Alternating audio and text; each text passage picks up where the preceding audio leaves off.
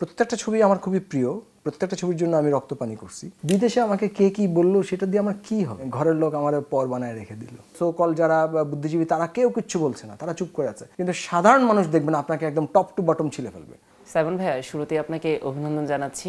আপনার দীর্ঘদিনের প্রচেষ্টার ফসল যেটা আমরা জানি যে শিকল বাহা, সেটি সাংহাই চলচ্চিত্র উৎসবে চূড়ান্তভাবে আসলে নির্বাচিত হয়েছে। কিন্তু এইটার পেছনে তো আপনার জার্নিটা অনেক লম্বা, একটু জানতে চাই সেটা। এটা কিন্তু আমার প্রথম স্ক্রিপ্ট, মানে অনেকে হয়তো জানেন না, শুনতে বানানোর আগে কিন্তু এই স্ক্রিপ্ট লেখার কাজ শুরু হয়েছিল এবং ইচ্ছে ছিল এই স্ক্রিপ্ট দিয়ে আসলে আমার চলচ্চিত্র যাত্রা শুরু হবে। কিন্তু আমাদের দেশে ছবি বানানোর যাত্রাটা এতই মানে অদ্ভুত, মানে এবং এতই অনিয়মিত যে আসলে নিয়মিত বা ট্রেডিশনাল কোনো ফর্মে একজন ফিল্মমেকার হয়ে ওঠার প্রক্রিয়া আবিষ্কার করতে পারে না। সো ওই ফিল্মমেকার হয়ে ওঠার প্রক্রিয়া আবিষ্কার করতে গিয়ে আমি একে একে শিকল বাহা, নীলমুকুট, অন্যদিন, মানে অনেকগুলো কাজ করার পরে গিয়ে শিকল বাহা আসছে। আমার একটু রোগ আছে, মানে আমি আসলে যেটা হয় যে আছে না, অনেকেই দেখবেন যে মানে সাংঘাতিক প্রোডাক্টিভ, তারা প্রতি বছর বা 2 বছর পর অনেকে দেখি বছরে 2টা করে ছবিও রিলিজ করছেন। এটা একটা ক্যাপাসিটির ব্যাপার, কিন্তু আমি তাদের প্রতি সাংঘাতিক সম্মান রেখেই বলতে চাই যে এই ক্যাপাসিটিটা আমার নাই। মনে হচ্ছে আমার একটা উল্টো রোগ হচ্ছে কি, যে আমি যদি একটা ছবি যতক্ষণ রিলিজ না পায় তখন ছবিটা আমার এক ধরনের মানে উম্বে থাকার মতো, মানে একটা প্রেগন্যান্ট মাদার যেরকম তার মানে বাচ্চাটাকে নার্চার করে, ঠিক এরকম আমি ছবিটাকে নিয়ে ঘুরে বেড়াতে খুব পছন্দ করি। এবং যতক্ষণ ছবিটার সাথে ডুব দিয়ে থাকা যায় ততক্ষণ মনে হয় যে আমি জীবিত আছি। ছবিটা মুক্তির পর কিন্তু আমার সাথে ছবিটার যে রক্তের সম্পর্কটা এক ধরনের বিচ্যুত হয়ে যায়। সো আমার মধ্যে একটা সেপারেশন চলে আসে। তাহলে কি এই সেপারেশন রোগটার কারণে কি আসলে বাংলাদেশের দর্শককে আপনি আপনার সিনেমা থেকে খানিকটা বঞ্চিত করছেন? না, বাংলাদেশের দর্শককে বঞ্চিত করার ইচ্ছা থাকলে কিন্তু আমি এত বছর পরে এসে শুনতে কেউ ছবিটা ওটিটিতে রিলিজ দিতাম না। যদিও শুনতে কেউ ওটিটির জন্য বানানো হয়নি, এটা একটা বড় পর্দার ছবি। কিন্তু প্রায় 10 বছর পর এখনও কিন্তু দর্শক চাইলে আপনি দেখবেন যে শুনতে কেউ ওটিটিতে দেখতে পাবে, চরকিতে দেখতে পাবে। এরপরে ধরেন নীলমুকুট ছবিটাও কিন্তু তখন থিয়েটার রিলিজের সময় কোভিড চলে আসলো। কোভিডের সময় কিন্তু আমি একটা বিরাট ঝামেলা নিয়েও কিন্তু থিয়েটারে না গিয়ে, মানে সেন্সার সার্টিফিকেট, 5.1 সাউন্ড সিস্টেম সব কিছু ডিজাইন করা ছবি নিয়ে ওটা আমি ডিরেক্টলি ওটিটিতে রিলিজ করে দিলাম। সো এরপরে অন্য দিনটা আমার রিলিজ করার ইচ্ছা ছিল। অন্য দিনটাও কিন্তু অ্যাকচুয়ালি মানে বড় পর্দার ছবি, ওটা সাংঘাতিকভাবেই বড় পর্দার ছবি। তারপরও অন্য দিনটা যেহেতু আমি এখনও থিয়েটারে রিলিজ দিতে পারলাম না, আমি এখনও সেন্সারের অপেক্ষায় আছি অন্য দিনে, সেহেতু এটা বলা যাবে না যে আমি আসলে দেশের ছবিটা দেখাইতে চাই না বা পাই না। দেশের দর্শক আসলে প্রথম দর্শক। একজন ফিল্মমেকারের জন্য আমার মনে হয় তার নিজের দর্শক, তার দেশের দর্শকের চেয়ে বড় কোনো পুরস্কার আর নাই পৃথিবীতে। বাংলাদেশের অনেক নির্মাতাই বলে যে কামার আহমদ সাইমন তিনি আসলে ফেস্টিভ্যালের নির্মাতা। আপনি কি এই মতামতের সাথে একমত? না, এই কথাটাকে আমি এক ধরনের তাদের ভালোবাসা, আদর বা সম্মান হিসেবে আমি নিতে চাই। এবং এর সাথে আমি শুধু এটুকু যুক্ত করতে চাই, যেহেতু আমার ছবিগুলো একদমই মানে সেই অর্থে প্রচলিত অর্থে যেটাকে তারকা নির্ভর ছবি বলে, বা যে আপনি পোস্টারে যে চেহারাটা দেখার সাথে সাথে আপনি চিনতে পারেন, এরকম কোনো চেহারা যেহেতু আমার পোস্টারে থাকে না, বা এরকম কোনো তারকা বা ভাইরাল কন্টেন্ট বা একটা হুজুগে গান বা হয় না, আমাদের ছবিগুলো সাধারণত কিন্তু দেখবেন যে গল্পের চাইতে ওই হুজুগে একটা ব্যাপার দিয়েই চলে। সো ওই জায়গার থেকে আমি যেহেতু আমার ছবিগুলো ওই ব্যাপারটা ক্রিয়েট হয় না, সেহেতু আমি বরঞ্চ ছবিটাকে স্টার বানানো যায় কীভাবে সেটা চিন্তা করি। যে কারণে ছবির মধ্যে যখন একটা ভালো উৎসবের একটা কোনো একটা সম্মাননা আসে বা একটা লোগো আসে, তখন স্বাভাবিকভাবে আমাদের দর্শকের মধ্যে কিন্তু আরেক রকম অনুরণন তৈরি হয়, তাদের মধ্যে এক ধরনের ছবিটা দেখার একটা টেম্পটেশন তৈরি হয়। সো মূলত ওই টেম্পটেশনটার জন্যই আমি ফেস্টিভ্যালে যাই। আপনি যে প্রত্যাশা নিয়ে সিনেমা বানাচ্ছেন, আপনার দেশের দর্শকের কাছে থেকে কি সেটা আসলে প্রত্যাশাটা পূরণ হচ্ছে? আপনি কি তাদের পর্যন্ত পৌঁছাতে পারছেন? দর্শকের পর্যন্ত পৌঁছানোর ক্ষেত্রে কিন্তু আসলে ডিস্ট্রিবিউশন একটা বিশাল চাপ, মানে ডিস্ট্রিবিউশন একটা বিশাল চাপ, যেটা এখন বলা হচ্ছে যে ওটিটিতে এটা হয়তো মানে খুব ওপেন হয়ে গেছে। আসলে ঘটনাটা তা না। প্রথমত হচ্ছে ওটিটি সাংঘাতিক রকমের রেস্টলেস কন্টেন্ট নির্ভর, মানে ওটিটিতে কখনো স্লো কন্টেন্ট বা পয়েজড কন্টেন্ট নিয়ে ডিল করতে পারে না, এবং লোকাল ওটিটি বা বিদেশি ওটিটির মধ্যে একটা বা দুইটা ওটিটি পুরো ডিস্ট্রিবিউশনটা এখন মানে রুল করছে। সো আগে ধরেন আপনার 100টা সিনেমা হল বা 1000টা সিনেমা হলে একটা ছবির ডিস্ট্রিবিউশনের যে প্যাকেজটা বাংলাদেশে ছিল, সেই হিসাবে কিন্তু দেখা যায় যে আপনি অন্তত বিভাগীয় শহরে একটা হলেও ছবি হয়তো রিলিজ দিতে পারতেন। এখন কিন্তু সেই সুযোগটাই নাই। সো এই সব কিছু মিলিয়ে ডিস্ট্রিবিউশনটা এত কমপ্লিকেটেড একটা মানে প্যাকেজে চলে আসছে, যে ওটার কারণে এখন চাইলেও আসলে আমার পক্ষে ওইভাবে আসলে দর্শকের কাছে নিয়ে যাওয়ার আগের মতো সম্ভব হচ্ছে না। বাট তারপরও আমি বলবো যে যারা আমার ছবির দর্শক, তারা কিন্তু কোনো না কোনোভাবে আমার সাথে যোগাযোগ করে হইলেও, মানে বিভিন্ন বিশ্ববিদ্যালয়ে আমি প্রায় শো করি, বিভিন্ন ফিল্ম সোসাইটির সাথে আমি অনেক সময় এঙ্গেজ হই, তাদের ওই প্রসেসটার মধ্যে দিয়ে কিন্তু আসলে কোনো না কোনোভাবে ছবি আমার দর্শকের কাছে পৌঁছে। যখন আপনি একটা গল্প চিন্তা করেন, যে সময় চিন্তা করেন, অবশ্যই সেটার একটা ছায়া কিন্তু গল্পে আমরা দেখতে পাই। যখন এটাকে দীর্ঘদিন আপনি লালন করছেন, সময়ের অনেক কিছু তো চেঞ্জ হয়, এতে কি গল্পের উপর কোনো প্রভাব পড়ে? না, এটা আমার উপর ভীষণ প্রভাব পড়ে। আমার কাছে মনে হয় যে এটা একটা গাছের মতো, মানে একটা প্ল্যান্ট যেরকম যতটা আলো রস পানি বাতাস পেয়ে বেড়ে ওঠার সময়টা পায়, সো স্ক্রিপ্টেরও কিন্তু সেই সুযোগ থাকে। মানে স্ক্রিপ্ট আমি আজকে ভাবলাম, কালকে শ্যুট করলাম, পরশুদিন রিলিজ করলাম, আমার ছবিগুলো অন্তত সেটা হয় না। শিকল বাহার সঙ্গে আপনার যাপনটা কেমন হয়েছে? খুবই পার্সোনাল, খুবই পার্সোনাল। শিকল ভার স্ক্রিপ্টটা শুরুর আইডিয়াটা আসছিল আমার এক বন্ধুর ফোন কল থেকে। ও বাংলাদেশের বাইরে ওরা মাইগ্রেট করে চলে গেছে, তো ওর মার ছাইটা নিয়ে ফেরত আসতে চাচ্ছিল কলকাতা থেকে।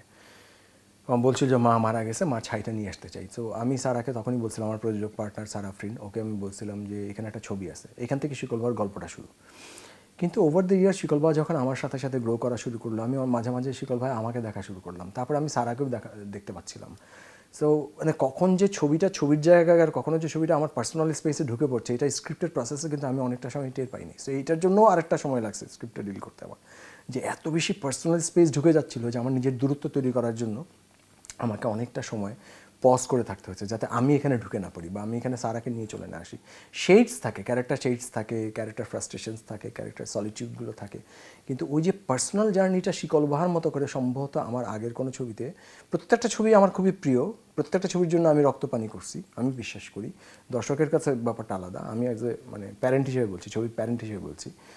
কিন্তু শিকল বাহা সামহাও আমাকে খেয়ে ফেলছে, মানে এইটা একটা আমার জন্য একটা খুব অন্যরকম অনুভূতি। আপনাকে তো ফেস্টিভ্যালের শুরুর দিন থেকে শেষ দিন পর্যন্ত আসলে ইনভাইট করা হয়েছে। আপনাকে আমরা যতটুকু জানি যে আসলে আপনি সেখানে সিনেমা নিয়ে রিপ্রেজেন্ট করতে গেলেও দেশের জন্য আবার নতুন কোনো সুখবর নিয়ে আসবেন। না না, এরকম কোনো চাপ আমি নিয়ে যাচ্ছি না, এটা অনেকে আমাকে বলছে। আমি ছবি নিয়ে সবসময় খুব রিল্যাক্স থাকি। ছবি নিয়ে ট্রাভেল করার আমার যতগুলো পুরস্কারের অভিজ্ঞতা আছে, তার চেয়ে বেশি পুরস্কার না পাওয়ার অভিজ্ঞতা আছে, এবং সেটা খুব গুরুত্বপূর্ণ অভিজ্ঞতা। এবং ছবির পুরস্কার বা প্রাপ্তি ব্যাপারটা কিন্তু আপনি যতই ভাবেন, ওই মুহূর্তে ওই সময় ওই জুরিতে ওই জুরি চেয়ারম্যান এবং তার আশেপাশের যে টোটাল যে গ্রুপ এবং তাদের যে পলিটিক্যাল আন্ডারস্ট্যান্ডিং এবং তাদের যে প্রায়োরিটি, ধরুন ওখানে একটা আফগানিস্তান বা ইরানের একটা জটিল ছবি চলে আসে বা প্যালেস্টাইনের একটা জটিল ছবি আসে, তখন কিন্তু একটা পলিটিক্যাল ডমিনেন্স চেঞ্জ হয়ে যায়, কিন্তু ল্যান্ডস্কেপ চেঞ্জ হয়ে যায়। তখন ছবি ভালো খারাপের চেয়ে অনেক সময় রিজনিং চেঞ্জ হয়। যেমন আমার শিকলবার ছবির পোস্টার দেখে একজন আমাকে বলছিলেন যে, একটা প্রোগ্রামার, ইউরোপিয়ান একটা প্রোগ্রামার বলছিলেন যে তোমার এই ছবিতে এই মেয়েটার মাথায় হিজাব থাকলে খুব ভালো হতো। এই কথাটাতে কিন্তু আমার ভীষণ রিয়াকশন হয়েছে। আমার রিয়াকশন হয়েছে যে ওর কাছে বাংলাদেশের রিপ্রেজেন্টেশন মাত্রই হিজাব। যখন একজন ইউরোপিয়ান আমার দেশের ছবিতে পোস্টারে এক্সপেক্ট করে যে বাংলাদেশের মেয়ে মাত্রই হিজাব থাকবে, তখন বুঝি তার পুরো একটা অঙ্ক দিয়ে সে বাংলাদেশের ছবিকে দেখছে। তো এই ব্যাপারগুলোও কিন্তু মানে ছবির বাইরেও অনেক কিছু বড় হয়ে যায় অনেক সময়। তো আমি মোটেও এইসব চাপ নিয়ে যাচ্ছি না, আমি বিন্দাস থাকতে চাই। অনেক দিন পর একটা ছবি শেষ করলাম, সেই ছবিটা নিয়ে ঘুরতে চাই, আমি কম্পিটিশন ছবিগুলো দেখতে চাই। আপনার সিনেমা সেন্সর বোর্ডে এত জটিলতা পোহাতে হয় কেন? আমার কাছে যেটা মনে হয় কি, যে একজন নির্মাতার প্রতি একটা রাষ্ট্র বা একটা ব্যবস্থার আরেকটু সম্মান বোধ করা উচিত, আরেকটু রেসপেক্টফুল হওয়া উচিত। মানে তারা একজন নির্মাতা মাত্রই যদি ধরে নেন যে আসলে আমার পক্ষে বা বিপক্ষে, এ হয়তো ওর পক্ষে বা এর পক্ষে, এরকমভাবে ভাবলে আসলে নির্মাতা কাজই করতে পারবে না। নির্মাতার কাজটা কিন্তু গ্রে জোনে, নো ম্যানস ল্যান্ডে, মানে যেখানে আসলে না এটা এই দেশ, না এটা ওই দেশ, না এটা এই দল, না এটা ওই দল, এইরকম গ্রে ল্যান্ডটাইতে কিন্তু, গ্রে জোনটাতেই কিন্তু আসলে নির্মাতা বা যে শিল্পী বা যে কোনো আর্টের অত্যন্ত গুরুত্বপূর্ণ একটা কন্ট্রিবিউশন। আরেকটা গুরুত্বপূর্ণ কন্ট্রিবিউশন হচ্ছে সোসাইটির ডিসকমফোর্টগুলো আয়না ধরে দেখানোটা হচ্ছে একটা ছবির কাজ বলে আমি বিশ্বাস করি। এখন সেই আয়নাটা ধরলে আপনি প্রথমত একটু চমকে যেতে পারেন, সেটাতে আপনার মধ্যে কোনো বিব্রত বোধ হইতে পারে, অসুস্থ হইতে পারে, কিন্তু সেই অস্বস্তিটা ডিল করার মাধ্যমেই কিন্তু সোসাইটি ম্যাচিওর হয়ে ওঠে, একটা রাষ্ট্র ম্যাচিওর হয়ে ওঠে। মানে একটা রাষ্ট্র যদি এইটা চিন্তা করে যে এই ছবিটা দর্শক দেখবে এবং এই ছবিটা দেখবে না, তাহলে আসলে রাষ্ট্রকে ওই যে ন্যানি স্টেট বলে, মানে ঠাকুমা বলতে হবে, মানে নানি বলতে হবে, যে নানি বলে না এই চকলেটটা খেও না, আচারটা খেও না, পেট ব্যথা করবে। তো রাষ্ট্র তো আমার ঠাকুমা না, আমার দাদি না, যে এটা বেশি খেও না, এটা বেশি ভালো না, এটা বেশি খারাপ না। এই ব্যাপারগুলো আসলে আমাদের আসলে এক ধরনের ম্যাচুরিটি আসে নাই এখনও আমাদের টোটাল গভর্নেন্সে বা টোটাল সিস্টেমের মধ্যে। এই ম্যাচুরিটিগুলো আসে নাই যেখানে কিনা মিউচুয়াল ট্রাস্ট এবং মিউচুয়াল রেসপেক্ট থাকবে, যে একটা স্টেট এবং একটা নির্মাতার মধ্যে ওই স্পেসটা তৈরি হবে যেখানে দুইটা পক্ষই তাদেরকে মিউচুয়াল ট্রাস্টে নেবে, রেসপেক্ট করবে। এটা একটু দরকার। এই যে আপনার যে অভিজ্ঞতা বা আপনার যে দর্শন, এতে করে কি আপনার মনে হয় যে নিজ দেশে পরবাসীর মতো?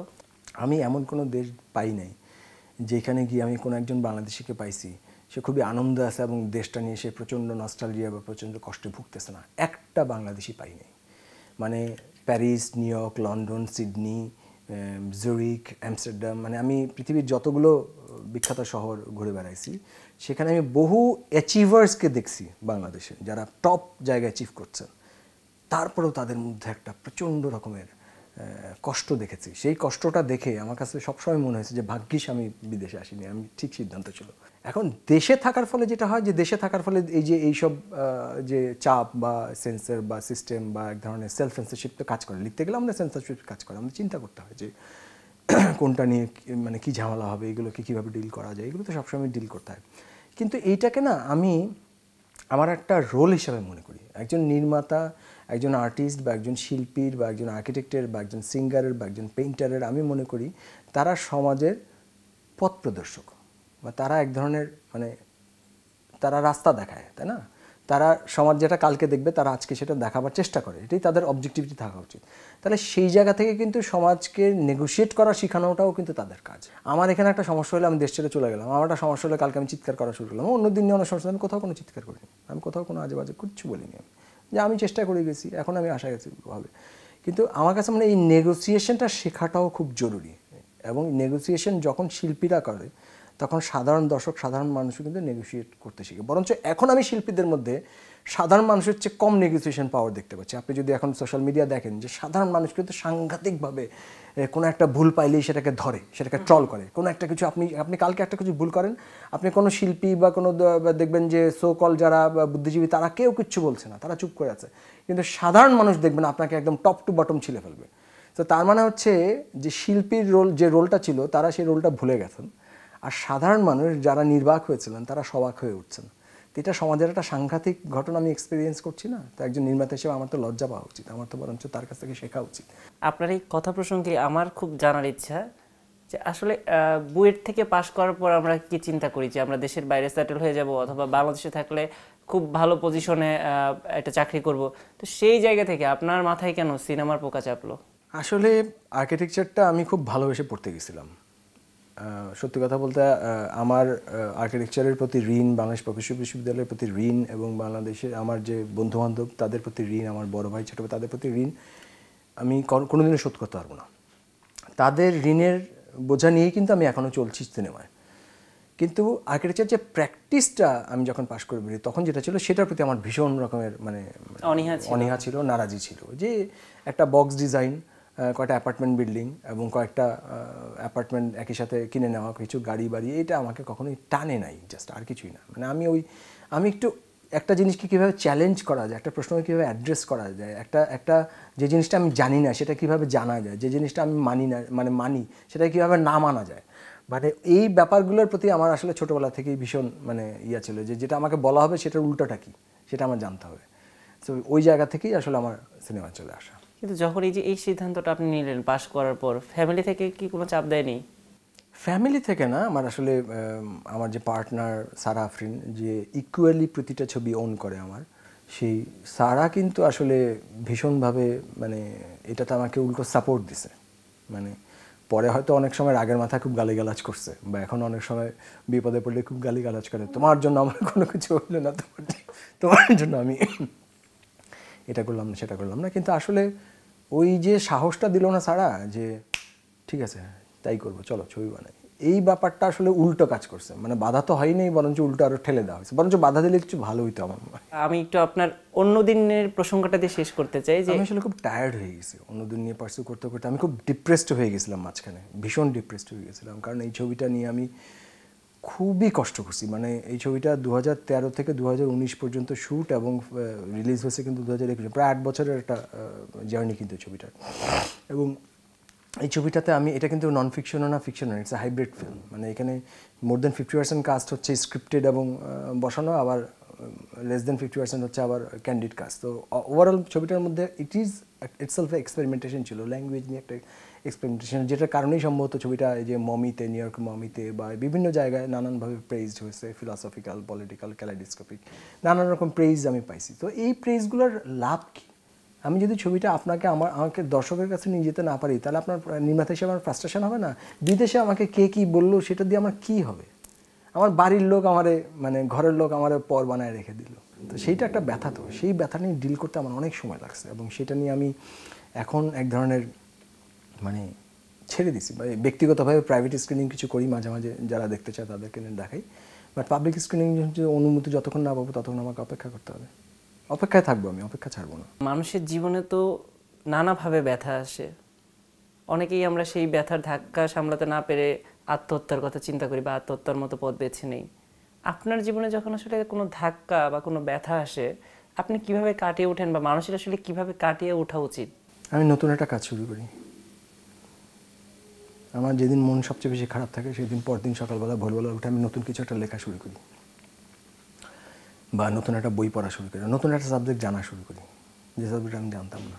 আমি বই পড়তে খুবই পছন্দ করি, মানে আমার ছবির যে সরাসরি ছবির সাথে যুক্ত তা না। সো আমি চেষ্টা করি সম্পূর্ণ নতুন জিনিসে ডুব দিতে।